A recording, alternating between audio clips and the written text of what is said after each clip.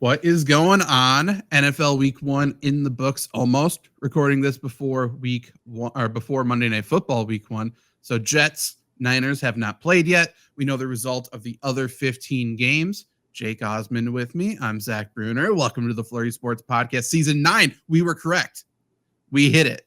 We were exactly correct last week. Wasn't 100% sure. We were going to stick to Season 9 no matter what, but we didn't have to. We actually have 8 in the book. How's it feel? Season 9 feeling fine.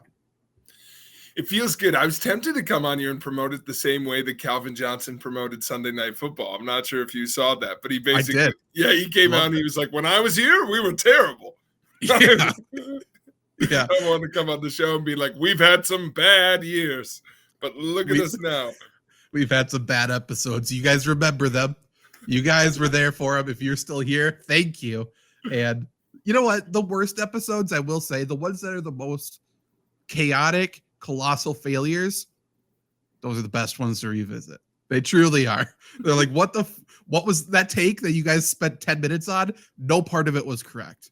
Stuff like that. Like at the time, it wasn't correct. None of it was correct. The segment doesn't make sense. Why are you guys playing song mashups that immediately gets not just the show demonetized, but silenced? Yeah, stuff like that. So funny. We just really want to talk about it. My favorite is because I went back to listen to it. And I'm like, oh yeah, Claire was on for it. The episode where we realized how many horses died at the Kentucky Derby is one of my favorites because we were playing a game. We lost the plot. Yeah. You can look up that clip on YouTube. That's one of my favorite videos. Like there was too many. Some would say one's too many, but I think there were 7. That is so true. Oh, that is so funny. Yeah, 7, and they all died, and they were all like, "What are you gonna do?" And it's like, I don't know. Don't shoot them. Yeah. It wasn't like some were mysterious deaths. Some there was a loud gunshot, and then they fainted. I don't know. We have a lead. I'm not sure what's going on, but we'll talk about the Kentucky Derby murders another time. Maybe the I Don't Think So podcast will cover it at some point. Go listen to them. They're coming back this week. They just recorded before us. So some conspiracies and more, I will say, is what their show is. It's not just conspiracies at this point anymore. They all have thought. It's a show where Hannah and Emily have thoughts. I think that's kind of what that podcast is. Yes, for sure. But today we will recap NFL Week 1 in our own unique way. But before we do that, we need to jump in to our loser teams. If you remember, I don't even remember when we drafted them. It must have been a couple months ago at this point. We did a draft back and forth. We were selecting 12 teams each. So 8 teams got left out, 12 teams each. And we wanted to build a team of the least amount of wins this year. We want the worst teams on our team. So, and I will say, Jake, you have the Jets, so you have 1 fewer game played so far. I have 1 less win going into tonight. So you can either be 2 behind or 1 behind. But my team, top to bottom, and looking at them, it just shows how many bad teams there are. A little foreshadowing to later, but I'm like, ooh, we have no good football teams here. I have the Panthers, the Broncos, the Patriots, the Giants, Commanders, Seahawks, Dolphins, Saints, Colts, Browns, Jags, and Rams. You have the Vikings, Raiders, Falcons, Buccaneers, Titans, Cardinals, Bears, Chargers, Jets, Bengals, Cowboys, and Packers. And I will say, I told you got a nice little break for one of them. Your final pick was the Packers. Jordan Love now mysteriously out 0 to 6 weeks is the new report. So that's good. That's good. But you could get some nice losses there because of it. That is good. Which one of us had the Falcons? I believe you have the Falcons. Thank God. Because otherwise I was going to say I was already like, fuck, because we all knew Carolina was the worst one. Yes. I mean, I picked second. So I believe you picked the Vikings first. It was your JJ McCarthy hate. You were blinded. But now JJ McCarthy's not there. That's the issue. Why did I was so out on Sam McDonough? Well, and here's the thing. Maybe it's because of who they played, because are the Giants bad? And that should have been the number 2 pick, I guess, in hindsight. I guess so. Where did they end up going? They went like 6th or like 7th or 8th. We slept on them. It was off-season Hard Knocks time. 100%. And like, how bad could Daniel Jones be? But again, one of those two things is right. Either your loser pick is worse than we think it is, but that means my Vikings pick is also terrible. Like, there's no good win there for me. So that's tough. Also, I mean, are the Browns ever going to win a fucking game? That also looks like a bad pick for me. Good pick for you. First off, Panthers, I don't know if anyone can be confident that they're going to be within a touchdown any week. The Browns, Deshaun Watson is not it. Like, I think they can Russell Wilson themselves, which is a new way of saying seppuku, I think, or offing yourself. You just Russell Wilson yourself. You eat $100 million and call it a day. That's what they needed. There's no reason to continue with Deshaun Watson. I think he's done. I mean, he looked terrible. He doesn't care. No. Like, he's bad and he doesn't care. That's the thing. If you're bad, at least be like, I want to do better. Like, do something. He doesn't give 2 shits out there whatsoever. He's getting booed at home. And by the way, everyone who subbed in for him last year did good. That's the issue. Yeah. That's why it's like he had no chance this game. I will say that. He had 0 chance because without his 2 tackles, the Cowboys they're like, fuck it. We're going to blitz every play. Even if we don't blitz, it doesn't matter. So that sucks for him. But Joe Flacco is on his 5th and 6th tackles. Like, that it doesn't work. It doesn't work. Check out of the play. Call something. Do anything. Run the football. It's okay. Well, somehow he became so immobile, which also surprises me. And it also goes back to, like, it's not, we can get into some other teams later, but like the Falcons are in a boat where it's like, I don't know how much confidence I have at Kirk after week 1, or his leg more specifically, but the rest of that team is not great. They're young. They've got a lot of building to do, and maybe the future would be better in the hands of Penix. The Browns, I mean, everyone's in agreement. They've got one of the top 3 best defenses in the league and have pretty good weapons all the way around. They're not a terrible team. No, they made moves this offseason that would suggest that they're going all in instead of, taking steps backwards. Like, you don't trade for Jerry Jeudy. You don't do stuff like that. You don't re-sign big contracts. I mean, I don't know. The Browns are just bad. I don't understand why they're this bad. But my whole thing watching the game, like I said, Deshaun Watson looked uninterested. His whole thing in Houston was that he was on terrible football teams, and then he'd have these insane comebacks, insane performances, down 20 points. And now he's down 10 points, and he's like, we're fucking done. Like, hang it up. I know. And but here's the thing, the other piece. I've got no goodwill. No one has any goodwill. They don't want to. No one's rooting for him. Like, of course, that's the other thing is fans are done with him. Well, guess what? They were done 30 masseuses in. Yeah. And he did another 40. So, they're pretty fed up. And he should be the leader of the PR team. Like, we should have to be like, give him a chance. Like, out of all the people, like Tyreek Hill went to the press conference yesterday and after the game was like, I want to work things out with the police department, make a good statement. Right. And Claire was like, I don't believe him. And I'm like, neither do I, but at least he's saying it. And like, no one's going to say it besides him. What would you do? Let's say the Browns start 1-3. They're headed into week 5. Deshaun's gotten the shit kicked out of him. He looks terrible. He comes to the press conference, goes, I did it. all of it was true. Like, is that like a fresh start then? Because to me, I'm like, okay. Now I forgive you for everything. I truly do. It has to. All I've been asking for is some accountability. So if you give it to me, I guess I have to root for you. Say sorry. Hey, boys will be boys. It's fine. You got to just admit it. Before people get mad, he did already pay them. That's always been the thing that's always made me upset. He already did the you're right, you got me paycheck, and then went, I can't believe they think I did it. And I'm like, I do too. You paid all of them. Yeah. Do something. You know actually what he should do? He should sit up there at the table with Jameis. Let Jameis talk for him. Jameis will explain it all. Well, it'll be fine. That's the thing. Never has there been a quarterback that we've been like wanting to play more. Here's my thing. I feel like that was intentional, or at the very least, like something in someone's radar of like Winston was getting calls to replace Derek Carr. Mm-hmm. If you bring him in, captain of the cheer team, like he's going viral in training camp. Well, then, no one wants to see Watson play. Everyone wants to see Jameis play. I feel like that also makes sense. Yes, they also said that it was just supposed to be like a good person in Deshaun's corner. And they've talked about how great Jameis has been for him. But at some point, Jameis is going to be like, you know what? I can do better than this fucking loser.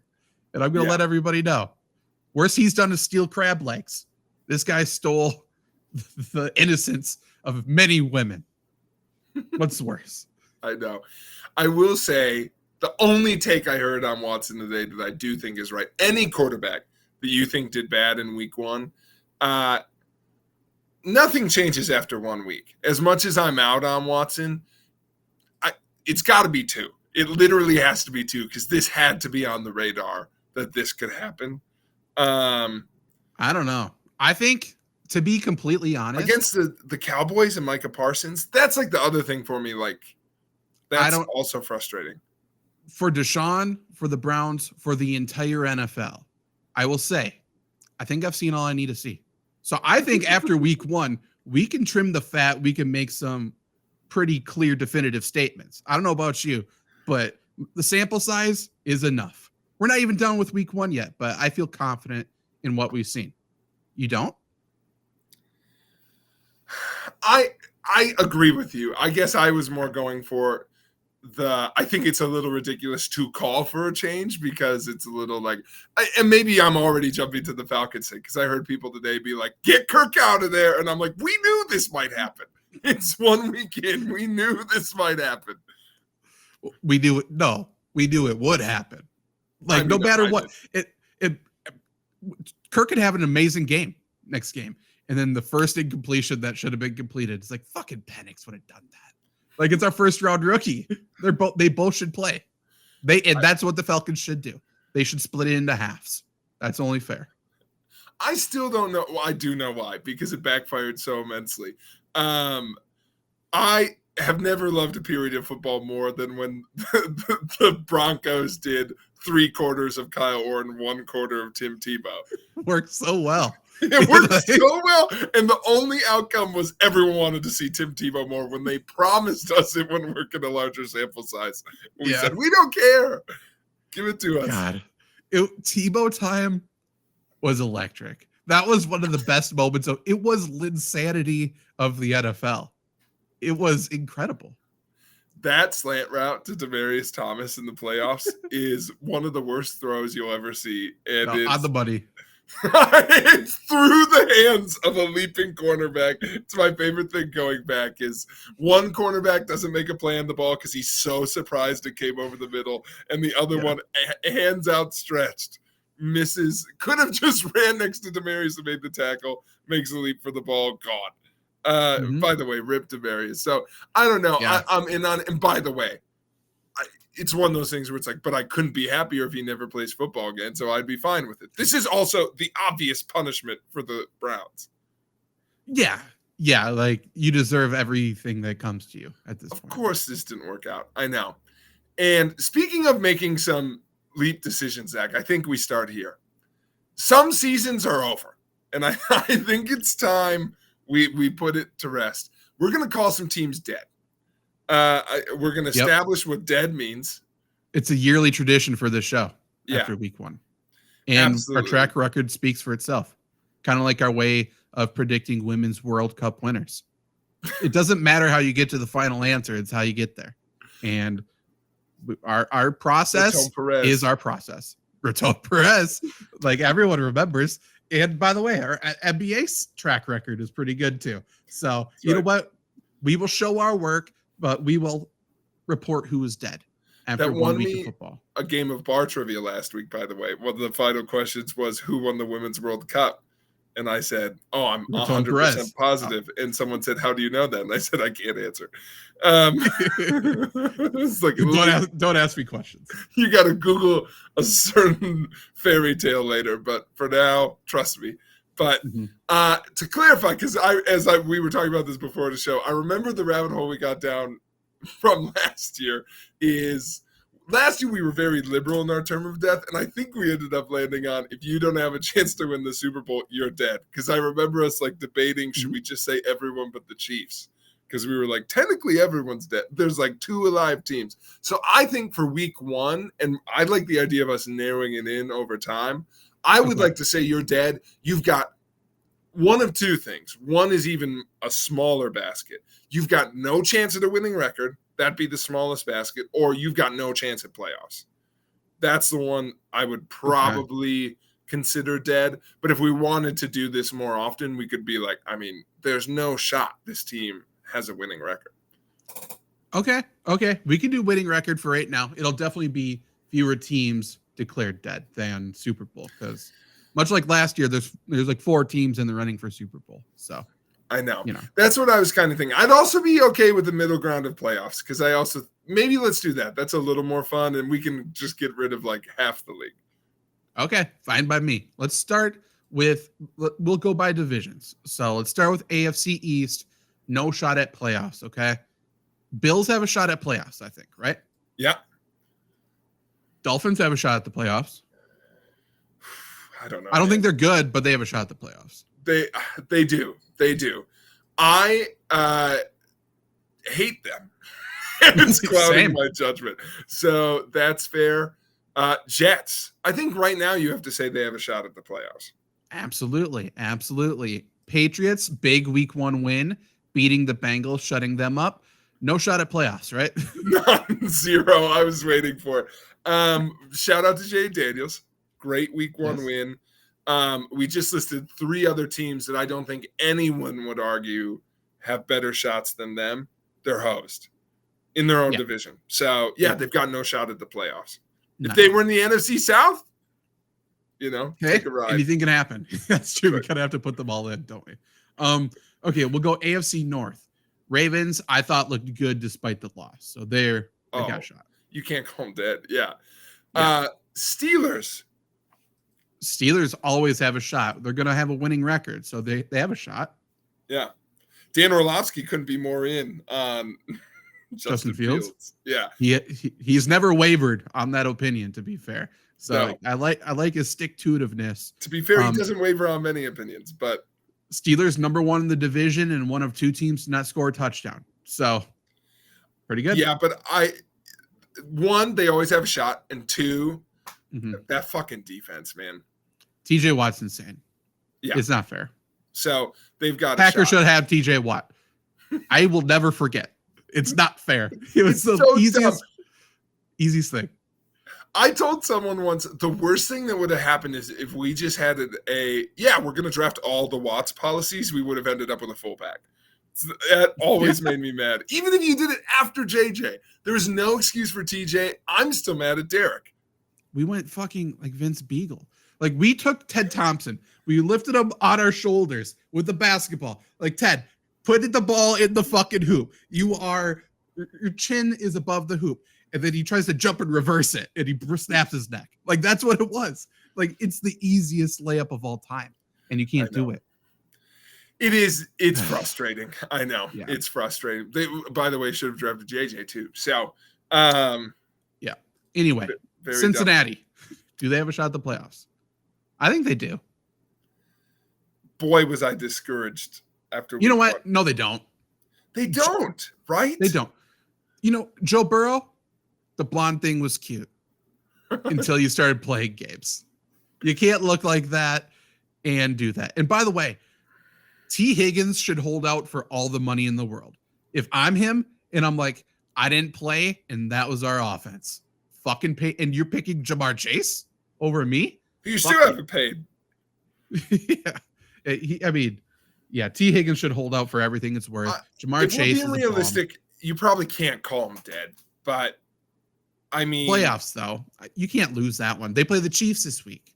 This is the game that's like, it feels like it's always an automatic lock for the Bengals in the regular season. Yeah. But if they look like that, I don't know. It's been a year and a half since we saw Joe Burrow be good at football. That's fair. And so I'm just nervous. And this is coming from a Joe Burrow fantasy owner. Fucking Dynasty League, okay? So no one's got... Jake knows the date of his last good throw. 100%. Maybe I could declare him dead just so he could rise from the ashes. I'm not sure. But by the way, they've gotten worse all the way around the horn. Yeah. The only thing that slightly improved was their O-line, but it's not that much better. No, it's not. Yeah, fair. Cincinnati's dead. Cleveland. Dead. Okay. There's something about me not wanting to doubt Cleveland just because of Nick Chubb, but they're dead. And then the Steelers are good. Okay. AFC South, Texans, good. Yeah. Colts, what's your thoughts? Well, you're talking to a proud Anthony Richardson fantasy owner. You've stumbled up by two quarterbacks. I don't know why. I really like the Colts. I don't think they were almost playoff team last year. I don't think they're world beaters, but you took the words out of my mouth. They almost made the playoffs when Anthony Richardson played one game. So, and Jonathan Taylor looked fine, but I don't know. They were coached well, good scheme. They just played the Texans. I for sure think they have a shot. I think they're going to be good. Yeah. There's zero doubt that they have a shot at the playoffs. Yeah. No doubt at all. The Jaguars had the most Trevor Lawrence game of all time. It's unbelievable. Every game with him is like a bad trip. There's peaks and there are valleys. He needs to be the Los Angeles Chargers quarterback. They need to just swap places. That's it. Let Harbaugh coach at Jacksonville with Justin Herbert and all of that. Trevor Lawrence deserves the Chargers because he is the personification of Chargers. Hate it. If any quarterback deserves the Tim Tebow treatment, you have to take Trevor Lawrence out before he can throw his 4 interceptions. That is such a good... Trevor Lawrence is just fucking Kyle Orton. Tell me I'm wrong. That's fine. He is. He's not terrible. On, it's right. Kyle Orton, I was like, if anything, it was flipped. Tim Tebow was more like Trevor Lawrence. By the way, both Urban Meyer guys. That makes sense. But that's not true. Dabo. Fuck. Anyway, they've got the same vibe, the same stink on them. Trevor Lawrence is an Urban Meyer guy. Yeah, he is. Jacksonville. Once you get coached by him, that does not leave. Yeah, because what you need is what I was going to say for Kyle Orton, which is you need the reassuring presence of a Drew Lock of just come in there and don't fuck anything up, just hand the ball off. Ryan Tannehill, he's out there. Ryan Tannehill for 3 quarters, Trevor Lawrence for 1 quarter of just going absolutely fucking crazy. I don't know. I think Trevor Lawrence is the Kyle Orton. I think he's fine for 3 quarters and get his ass out. Yeah. Maybe. He'll build the lead and he'll blow it if you keep him in there. Here's the thing. Bad vibes. Talent-wise, I don't want to call them dead. His voice doesn't match his face. I'll say it. People are too afraid to say it on ESPN. His voice is weird. That defense isn't good. That too. Doug Peterson deserves better. I love Doug Peterson. You took the words out of my mouth. I don't want to call them dead because of Dougie P, but they're dead. They're dead. Come on. They're dead. I know. You know who might not be dead? Team. Who's that? Tennessee. Hey, they showed me something. By the way, they did the same thing. Fucking Will Levis. How did they lose that game? There's no scenario where you lose that football game, and they found it. I swear to God, folks, if you didn't watch this game, that pick 6 to Jonathan Owens is so fucking dumb. It is, and this is a reference for 2 people. So here you go.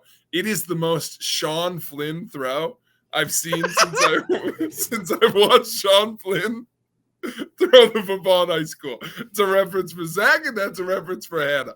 We had a backup quarterback who did a lot of other things wrong outside the football field, but on the football field, it was worse. He came on there, and I swear to God, it's one of my favorite stories. I was a football manager. I went to go fill up the water tank. I looked back, and I said, how are we punting? It's first down, and it was his throw. It's the worst thing I've ever seen, and that's what happened. That ball went up, and I literally was watching the TV, and I went, I can't tell what his intent was. If the defender was not there, it would have been a 1-yard gain if it was caught. It's crazy.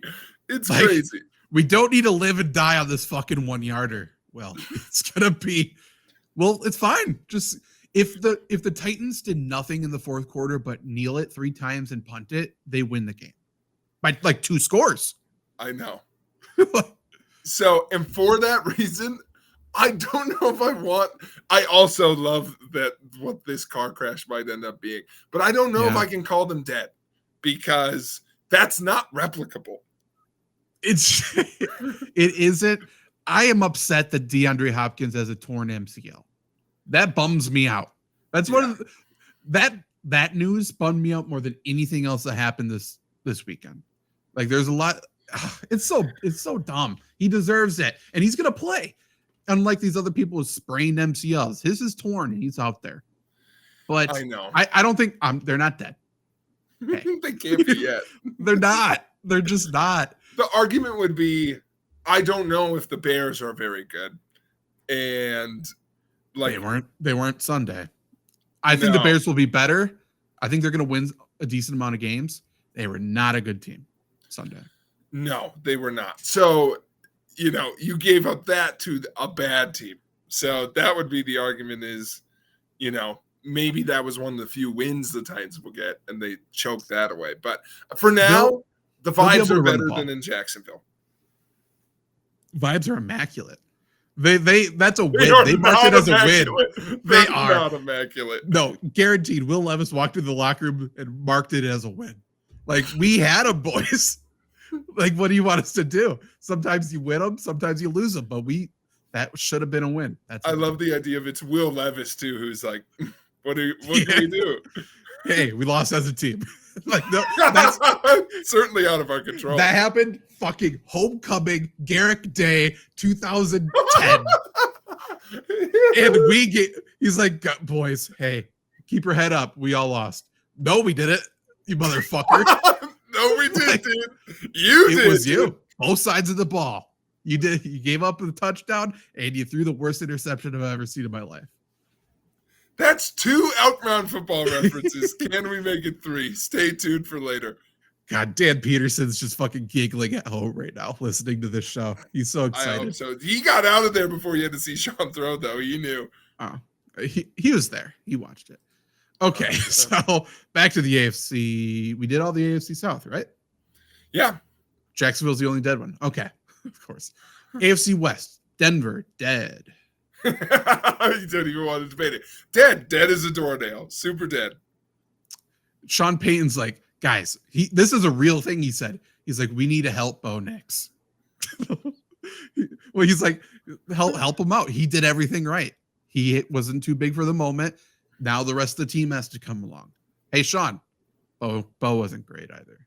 But Denver, Denver got 2 safeties against Seattle. They got to 10 in the weirdest fucking way I've ever seen in my life. How do you lose that?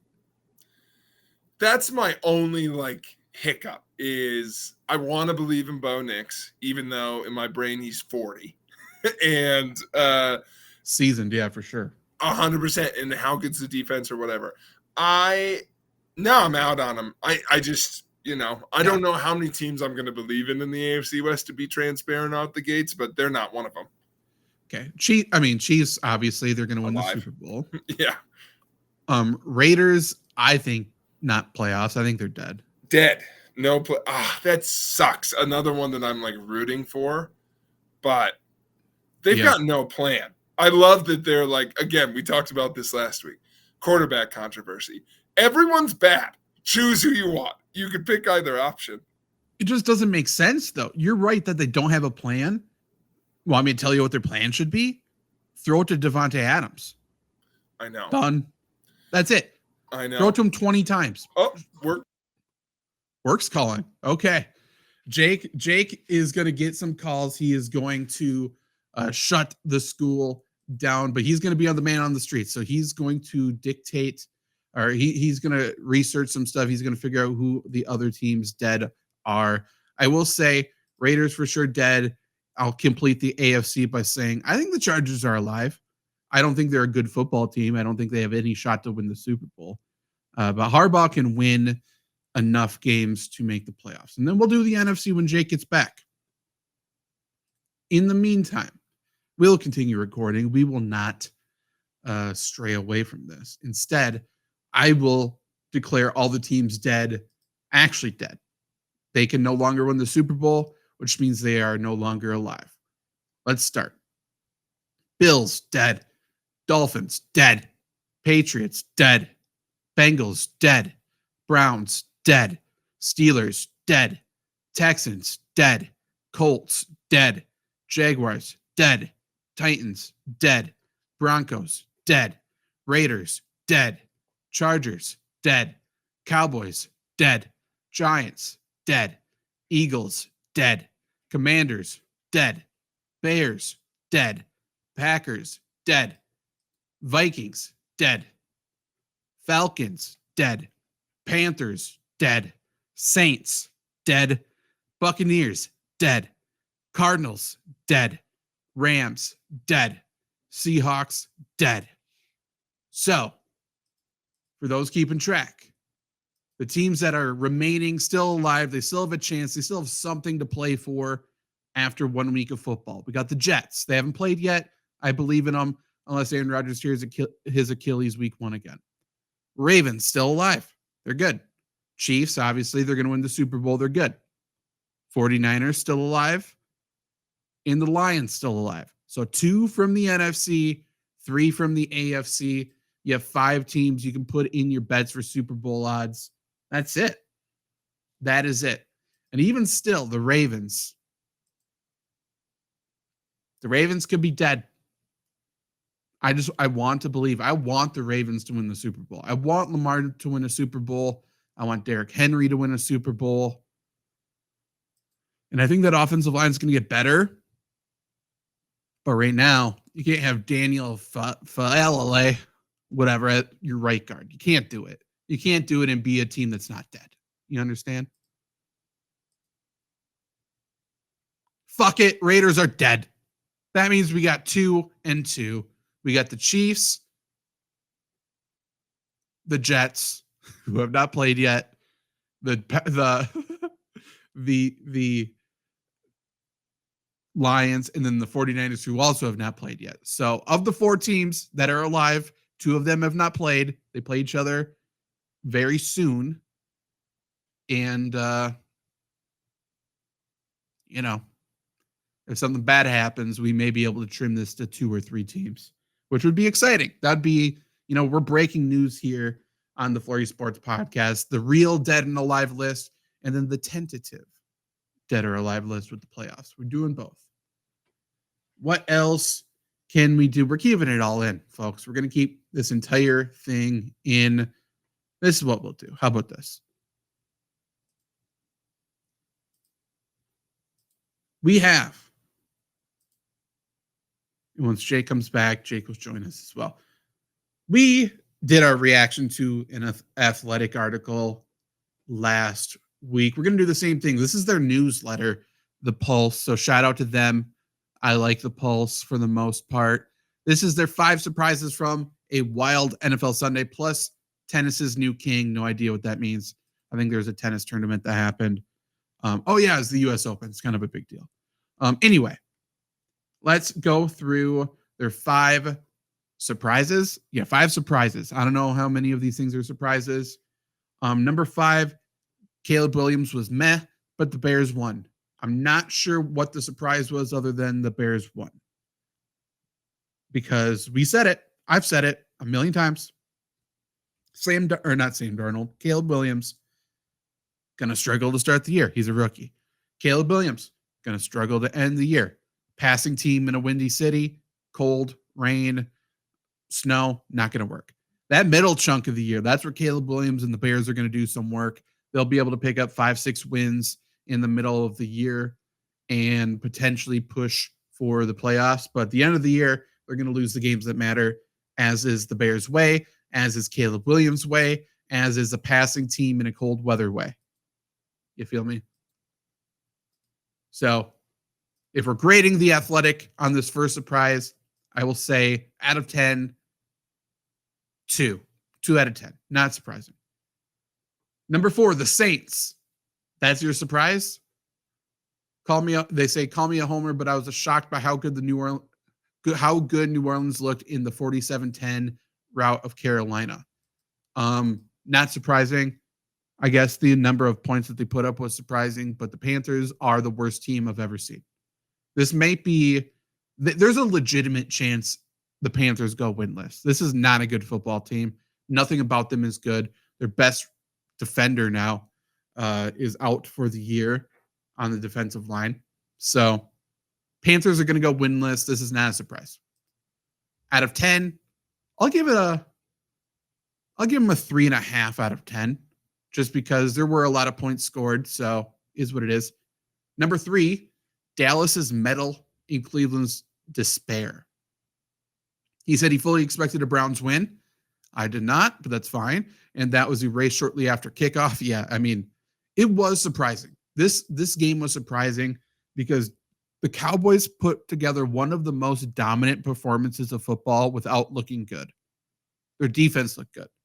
Their offense looked so bad for most of the game. They were not good. They did not play well. Dak Prescott, new huge contract, $60 million per year.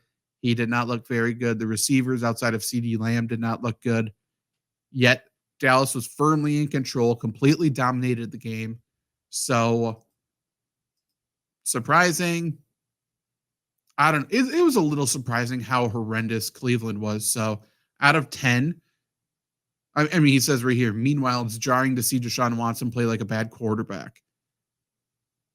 It just feels like at some point Deshaun Watson's going to come back and do something. I'll give this a 7.5 out of 10. It was surprising to see just how bad Cleveland was. Number 2, Cincinnati's bad day. This was shocking. Bengals notoriously start slow. Usually it has been chalked up to Joe Burrow not getting a full training camp, so not really being ready. He finally got a full training camp for the first time in his career, and they lost to what was projected to be one of the worst teams in the NFL. A team that, I'm not sure if we did set it on this show or a different show, but like a bottom 3 team in the NFL. And oh, by the way, they still might be. Yeah, it starts out, did you pick the Bengals to beat the Patriots in your survivor pool?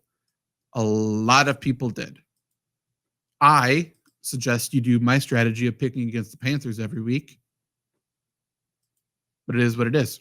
No one saw Jacoby Brissett-led Week 1 upset coming, but a solid run game and an excellent defense. Joe Burrow and the Bengals only scored 10 points. Gave us the first shocker of the season. Remember that since he also started slowly last year. Yeah, they always start slow. Doesn't matter. They are dead. We declared it. And then number 1, Sam Darnold, baby. I don't know how surprising that is. Jake's sitting back down. Each offseason, it's easy to imagine this scenario. A talented quarterback who started for some dismal teams finally is set up for success. Is that Sam Darnold? They suggest yes. I suggest you don't. Sam Darnold was fine. He played the Giants. Not good. What's up, Jake? Jake is back. You're heated over Sam Darnold. Like, what's surprise? Sam Darnold, baby. That's what the thing says. It's so cocky. Who's defending Sam Darnold that hard? And up here, too. I love they're like top 5. Sam Darnold, we respect your game. I don't. Do you think this is the first good team he's played on? No, because I don't think the Vikings are good. The only argument I could hear is I don't think it's a hot take to say this is the best weapons he's ever worked with. I think this is the best coach he's ever played for. And obviously, Justin Jefferson's the best receiver he's ever had. Not close. Yeah, 100%. And if Aaron Jones is healthy, he's a good weapon to have for a quarterback. But listen, they also played the second worst team in the NFL. Mm-hmm. While you're gone, I also did my own dead or alive list for Super Bowl, and I trimmed it to four.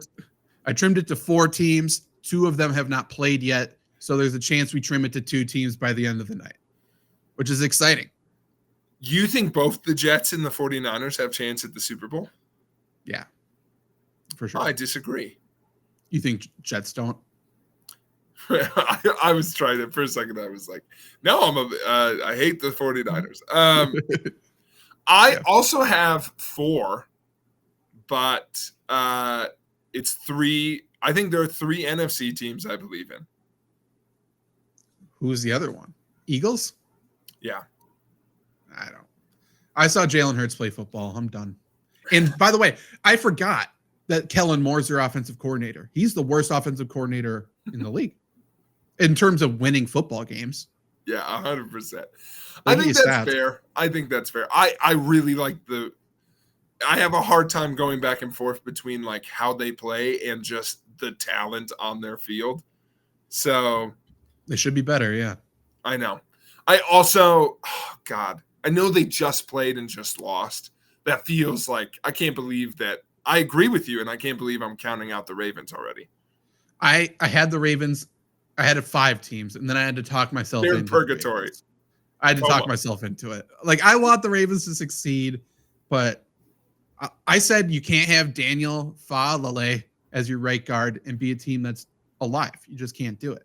He can't be in there. Can't do it.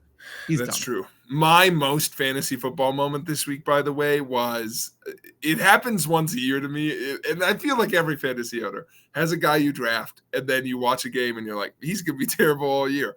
I stuck to my guns and I drafted Mark Andrews. And there was one, I think he's the 3rd string tight end, motherfucker. So that's great. Yeah. And 2, there was a play where the announcers were going, the guy they need to get involved, Mark Andrews. Cut to him, fucking sideline. Don't do that to me. I was like, oh, good. Are they going to target him? He's not in. What are we doing? For whatever reason, one of the funniest things to me, first off, I love seeing Mark Andrews on the sideline. Nothing brings more joy. But Isaiah Likely was dead at the end of that game. He got hurt. He was gone. And 10 seconds later, he came up from the ground and almost got the game-winning touchdown. Like, where did he come from? Like, no one's even discussing, like, oh, he's back on the field. After the fact, no one's like, oh, I'm glad he's back on the field. That's good. He was basically out for the game, and then he was just right there. Did he come off the field? I don't know. Well, I was thinking the same thing. I can tell you what, I don't think he did because I was hoping they'd throw it to Mark Andrews. But that was dumb. He's also like the star for the Ravens after that game because he came out like shit talking. So now I'm like, God damn it, Mark, you're easy TE2. I know. It's weird. Mark Andrews should still be the starter there, I think. But boy, you got to have. It's my issue with Marvin Harrison Jr. You got to have some riz. You got to give me something. And Mark Andrews doesn't got it. His personality can't be diabetes. It's not cool. It's not fun. Grow up. Be a football player. I know you are. I don't know. I continue to believe. I also am here for the Marvin Harrison Jr. hate. It's so funny. It's one fucking game. He'll be fine. Nah, done. He's dead. He's so good at football. The issue is the exact same. The potential game winner played out exactly as I described, which is unfortunate. It's that Marvin Harrison Jr. is going to be wide open with his hand up, but he's never going to say anything to Kyler about it. Like those two will give each other the silent treatment all year. Our only hope is that Marvin Harrison Jr. also likes COD, and then they can like talk on Discord. Talk on there. Even then, like Marvin Harrison Jr. is first off, no one's talking about this. He's a weirdo. He looks weird and he acts weird. There's something off about him. His dad's a weirdo. His dad's a weirdo. Yeah. All-time great. Weird. He's going to snap. If this keeps happening, Marvin Harrison Jr. will not say something. And then all of a sudden, Kyler Murray's not going to show up to the facilities. Oh, I think he's got clipboard break all over him. Or who was it that broke that iPad that one time? Rodgers did. Yeah, I think that's who I'm thinking of. Him or Brady. Someone like snapped it in half, and it's like, I think Brady did too. Yeah. It's like, that's not a clipboard. That's a full-on electronic device you just did that to. I feel like Marvin Harrison Jr. He's going to take it out on the wrong person. It's going to be some like 9-year-old fan. And it's just going to be like, dude, like, don't do that. Then he's going to be the bad guy. We went different directions. I thought it was going to be like JJ Watt walks by and he like punches him and JJ kills him. Like, it's like he like takes it out on the D lineman. Possible. Aaron Donald's visiting that day. Aaron Donald wants to join the Cardinals. So then Marvin Harrison Jr. tells him off. Yeah. Honestly, that I'd pay to see that. That's so funny. Well, I had to step out for a second. Where do we want to jump back in? Let's wrap. We did the AFC. I declared the Chargers alive because I think they can make the playoffs. Yeah, 100%.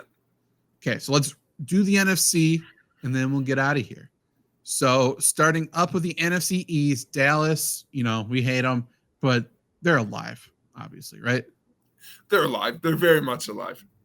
Yeah. And then Eagles, you said you believe for a Super Bowl. Obviously, they're alive then too. Yeah. Okay. Giants are dead. Couldn't be more dead. Just couldn't be more dead. Bury them in those fucking ugly unis.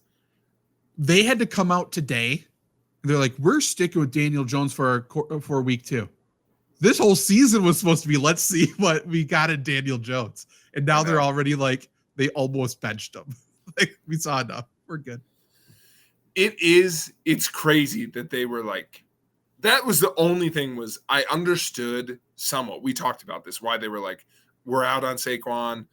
Because the argument was, are you in on any running backs? Like, it wasn't about Saquon. Correct. It was about the age and all the other factors coming off injury. That I understood. Being more in on Jones than Saquon was always insane and is still insane. They're not, though. I feel like they said it to lie to the Hard Knocks audience because they say they're all in on Daniel Jones and then they did nothing to be all in on Daniel Jones. They're like, we need to prepare him. We need to get him all like everything possible to make sure he has the best chance to succeed. And what are we going to do?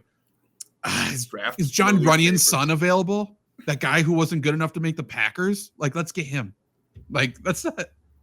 It's so stupid. Dumb. I know.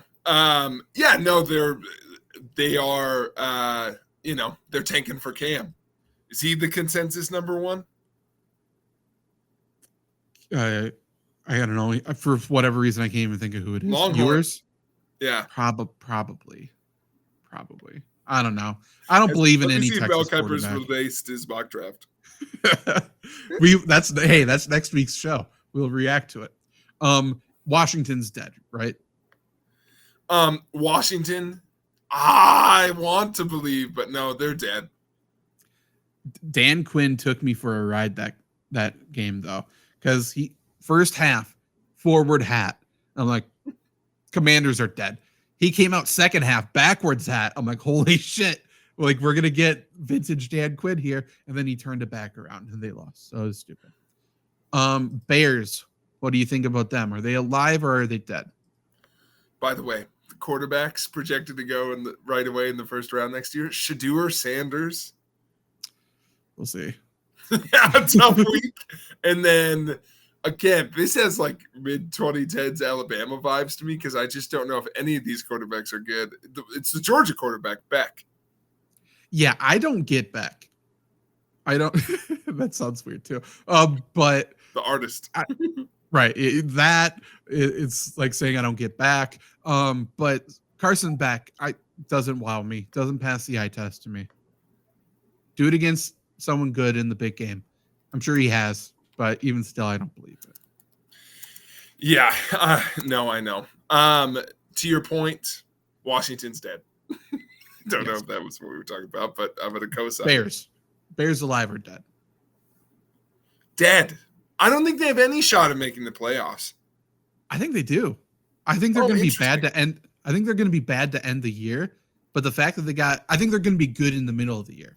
So the fact that they stole week 1 win, I think they can end up with 8 or 9 wins and be a bad team still.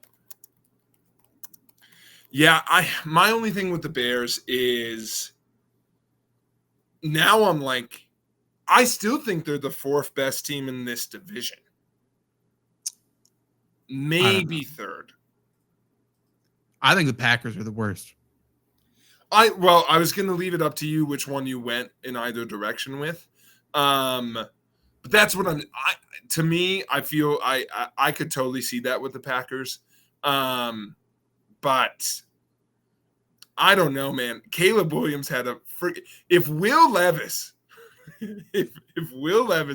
didn't throw it like Nick Height did against Prescott back in the day, just tossing it up there. There's number three. Baby. Tossing it up there. He set the state record that year for most touchdown passes. Against Prescott, he couldn't find an orange fucking jersey to save his life. Tough team. We would have been safe for hunter training, and he couldn't find him on the field. Such a dumb reference, but wanted to get it in there. So I don't know. That's my hesitation. Is I thought this was going to be a figure it out year in general, and game one did not fill me with confidence, even in a win. I mean, I'm biased because I think the Packers had the worst quarterback in the division coming into the year. Yeah, that's fair. Like he just can't. He's not accurate. It just is what it is. But it's not like Caleb Williams looked any better. He had a tough game. I would be okay calling them alive. To jump to the Packers, taking the quarterback thing out of there, he might miss a fucking half of the season, third of the season. I think the Packers are dead. I think so too. This is such a stupid situation where it's like, yeah, man, 3 to 6 weeks. I mean, he could be out for almost 2 months. And then they're like, Malik Willis is going to start if Jordan Love doesn't go. This is like the Kawhi Leonard torn ACL situation again. Like he showed up to the game. He's day to day. And because it's the Packers, I'm like, do you know? And you're just not telling me. Hey, 2 quarterback styles. You got to make the defense prepare for both guys. You should. I hope they call up Sean Clifford just to like really sell it. All 3 of them. We haven't said because that would be what happens. Because my thought was if it's a backup, do they go Clifford? Because Malik's been here like 2 minutes. Malik doesn't know the offense. He's not good. So that's what I want is that everyone prepares. We announce for now it's Malik, and we pull up Clifford and don't take out Love. So I like the idea of no one thinks it's Malik, but we don't know which direction it's going to go. If they make this, the only way I'll be happy with the situation is if they make Jordan Love active for the game. Like just to play head games, and he just sits on the sideline the entire time. That's what I want to happen. But truthfully, like they're dead. The Packers they've already shown their pride now because they traded for Malik Willis. That's the reason why they aren't trading for another quarterback. Malik Willis isn't ready. Sean Clifford's not good enough, but they can't trade for a backup quarterback and not play them. Otherwise, why'd you trade for the backup quarterback? The only thing I'll say to that, I guess I'll disagree a little bit. My only disagreement being I was with you until, and maybe this is of their own making, until I heard the wishy-washy timeline. Because if it's less than, but that's the whole thing is because if it's 6 weeks, I agree with you. But if it's 3, I don't. So you don't have to trade for anybody. Sign Brian Hoyer. I know. I still wouldn't do it if it's only 3 weeks. But I understand why you would want that, and they should close that off. Because you feel bad cutting Brian Hoyer. I think Willis is. I think you run into the same issues that you run. But maybe that would be the disagreement. I think Willis is better than Hoyer. No. Well, that would be the disagreement then. I like Malik Willis. You know what I was going to say earlier about Tennessee? They picked the wrong one. I mean, they did give Malik Willis a chance. That's very clear about that. Give Malik a chance. We love a guy with 2 first names. That's fair. What you talking about, Willis? Okay, I mean, you got me a little bit there. I'll be honest. I knew it. Talk you back into it. We love that trope. But like, I don't know, man. Like, it's so he's gonna be. He couldn't have a better defense to go against. He should be able to beat the Colts. Will he beat the Colts? And by the way, he's prepared for the Colts fucking for 3 years in the division. So he should be fine. He should know this team. If Malik Willis doesn't look good, we should cut him. There's no reason to keep him around unless you're preparing for Jordan Love's replacement. That's the only reason to have Malik Willis. He's inexperienced. He's not a good backup. He's not helping Love prepare. You trade him because he's the next replacement? Like, is that why he's here? Why do we have Malik Willis? What's the reason? He's a good locker room guy. He's not. He has no experience. He's notably not a good locker room Notably, he farts everywhere. He crop dusts the entire locker room. Gave the entire Tennessee Titans probably pink eye at one point. Oh, no. Now you got me defending things I don't believe in, which is, by the way, also that was what we were going to call this show for a while. But my only thought on it is they put feelers out there, and this was the trade they felt like they could make happen for the least amount of pain. They didn't like either of their backup options. They wanted Clifford on the practice squad, and they went with this one. It doesn't make sense if you did it for Malik Willis, but I'm assuming they didn't. I'm assuming they were forced to go get somebody, and this was the least painful option. But now, here's the con of that. Fine, I'm back on your side. Because here's the con I would say to that. Just have the backup be fucking Sean Clifford or somebody. Yeah. And then now you go get someone that you actually want. Rather than they were pressured. I almost think the pride came in a different direction than you do. I think they were forced by Packer fans to get a different backup because no one cares more about fucking training games than Packer fans. Preseason means so much, and they were like, both of these backups suck. You got to go get a backup. No, you don't. You didn't have to, and we could have just gone Ryan Tannehill right now. Right. Well, by the way, let me break this news on this fucking podcast. There's been multiple stories about Ryan Tannehill and the Packers coming out. This is what the Packers did. Hey, Ryan, would you like to be the starting quarterback for week 2 of the Green Bay Packers facing the Indianapolis Colts, a team that you played time and time again because this makes too much sense? You know the offense. You can come in and be good. Ryan Tannehill said, actually, I only want to play for a contender. Packers like, perfect. Here we go. You're playing for a contender. Titletown. And then Ryan's like, I only want to play for a contender. And the Packers like, PR, we never even contacted Ryan Tannehill. We didn't even call him. That's what they did. I know. That's so true. Funny. Yeah, and it'd be silly if they didn't contact him. Right, and one more, true, that would be even worse. I don't know why they're running with this story. One more thing about Packers backup. Would you feel better? And this is a scenario. Joe Flacco. If they could trade for Joe Flacco, that'd be great. They could sign off the Buffalo Bills practice squad Mike White. Why wouldn't you do that? Why would you not do that? What Mike White thrives in oblivion.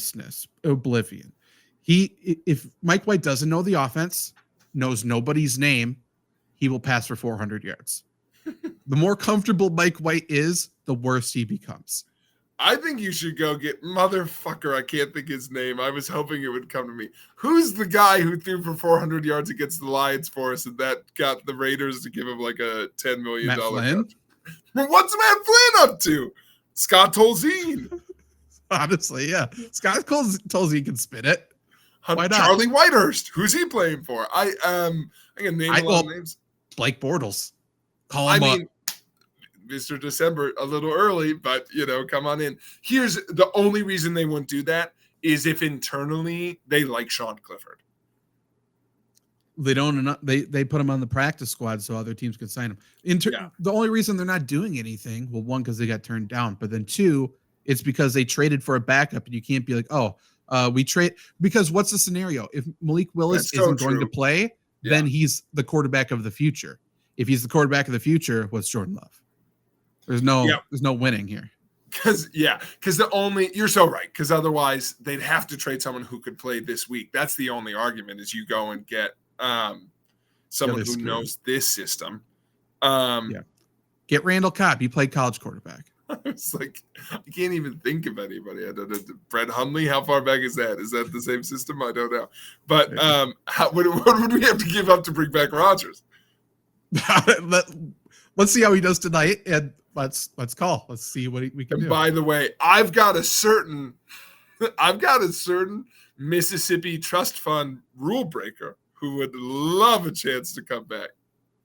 Oh, for sure. He wouldn't even. He wouldn't even answer. He'd just be on the first flight. He's already here. Yeah, true. We should all tweet at Brett Favre. Bring it back. Bring it back. That said, Vikings. Packers dead. Vikings dead. Lions alive. Yes. Very much so. Very much so. Yeah, I think the Lions are Super Bowl contenders along with you. So yeah, they look good. They finally have a defense, which is what they were missing. When they kept making moves, that GM doesn't get enough. I loved Dan Campbell. So good. Their GM does not get enough love. It's such good movement. And and to that extent, the one team who I feel like their president does get enough credit is the Lions, because they're telling the GM to keep making moves, which I appreciate. So, but yeah, by the way, David Montgomery also tank. He's so fucking good. The whole team is tanks, man. I know. Panay. Okay. Anyway, who have we done? Okay. Now the South. NFC South. Is everyone not alive? Everyone? Is everyone dead? I mean, that's true. One person has to be alive. Falcons are alive. They have to be alive. Oh, man, they look bad. They look bad. But they have to be alive, because worst case scenario, we get a Penix injection and someone could win this fucking division with 7 wins. So yeah, I think the Falcons will get quite a bit better, to be completely honest. Yeah. Panthers could not be more dead. Dead. I was like, let's get them out of the way. Couldn't be more dead. Somehow in that division, they're dead. Yeah. Buccaneers alive. Alive. I thought they looked good. They're sneaky this year, I think. Like, I don't know why everyone assumed they would be bad. Well, I just think people were picking their poison between the Falcons and the Saints. Saints, I still don't know what they are. After week 1, my order of confidence would go Buccaneers, because we literally saw them do it a year ago. They're the same team. Buccaneers, Saints, then Falcons. I really like the Saints. I still don't know if Derek is better than David, but who knows? We may never know. But they're good, and I love that defense. So sure. I mean, my confidence would be Falcons, Tampa, Saints third. But I don't know if the Saints are good or bad. I know the Panthers are the worst team I've seen in a long time. So you still would pick the Falcons to win this division? Yeah. You don't want to listen to you from earlier in the show, make a 1-week snap decision on how bad they looked out of the shotgun? I didn't watch the game. He looked so bad. He took 0 snaps under center. His leg's not healthy. I did see clips. His leg's for sure not healthy. I don't think it matters though. That's why they got. That's fair. That's fair. If he's done, then he's got Penix. And I mean, you asked me a few weeks ago who's the rookie quarterback who I think is going to be the best. I think it's Penix. That's so true. Okay, I agree. Now let's end with a bang. The NFC West. Let's do the murkiest one first. I think Seattle. I think they're dead. I don't believe in them. I don't. I don't really. I don't think in that division 500 is good enough, and they've got slightly under 500 written all over. Mm-hmm. Yeah, and Geno's a weird one. Why did Geno run for nearly a 40-yard touchdown? What's Geno doing? The only thing I'll say is Kenneth Walker III. Like, he's great. Might be the most underrated player in the league. He's gonna get hurt soon. He always does. It's true, but you can't keep KW3 down. My favorite radio station. Yeah, that's true. Besides all the times they kept him down. Cardinals, I think, are dead. No, Kyler's got a little something to him. I do like watching Kyler play and don't believe in him at all. I mean, sure. Yeah, it's like watching someone who's terrible at Madden play football. That's true. He just always looks, but I do think it's like a rodeo clown. Hard to kill, you know? He's just kind of out there taking hits, making plays. I think dead. I think, in my opinion, they might be the worst team in this division. Oh, yeah, I think that's widely accepted.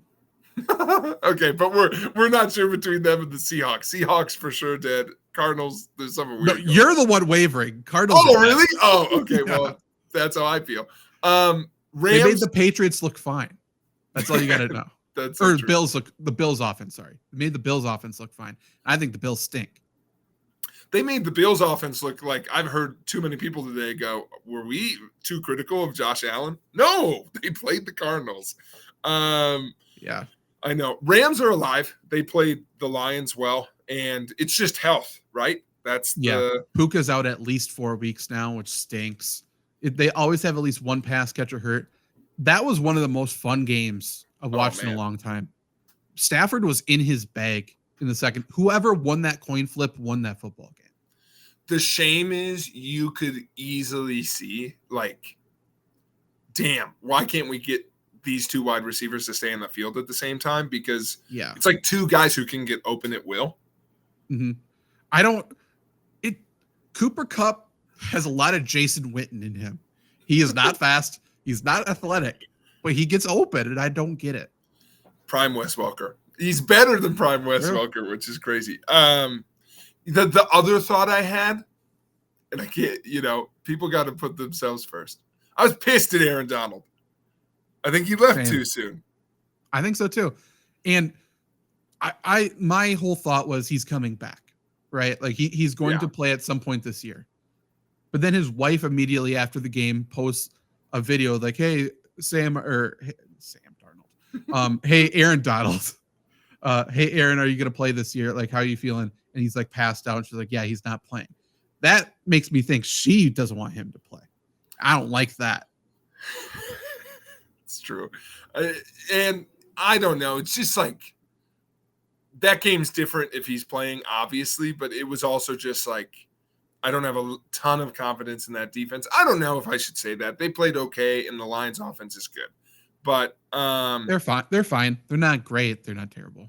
I don't mean to linger on them. My only question is, I guess there's an interesting case for dead if we wanted to bet on them not staying healthy. Like, that's fair. What are the odds that Stafford plays a whole season? Not high after watching their offensive line last night. And his fucking ankle. That'd be the only thing is, does that happen? But he wasn't healthy last year and they made the playoffs. So I think for now, a lot. You know who their backup is, though? No. Carson Wentz. Oh. No, it's not. No, it's not. I'm wrong. It was Carson Wentz last year. Colt McCoy. He's back. He's back up to Mahomes now. That makes sense. Rams. That does make sense. Rams backup. Who is it? I feel like it's somebody notable. It's Stetson Bennett. Stetson Bennett. Okay. Stetson. Hey, maybe is that my reason I can't believe in Carson Beck? Like I just imagine Stetson Bennett. That's all I do. You know who's actually their backup? Who? Jimmy G, suspended on steroid policy. Oh. That's so funny. But he's a bad boy. Like you can't. What are you gonna do? Jimmy G would be fine in that offense. He'd be good. It's true. And lastly, of course, the 49ers very much alive. Oh, yeah. Completely forgot about them. Yeah, they're good. They're fine. They're, by the way, I don't know if you could – I don't think a single injury to that team would render them dead. There's no one – Not dead. Apparently, Christian McCaffrey has an Achilles thing right now, though. They're obviously much worse. He was going to be the one I mentioned, but I think if him and Debo went down – Sure. Yeah, if McCaffrey goes down, at the end of the day, he's a running back. And we can replace him. And hopefully he knows that. And hopefully every other running back does as well. Honestly, last year, I guess the one argument that I would make is Debo. That you can't lose him? Yeah, I think their scheme gets so much more one-dimensional last year when they didn't have him.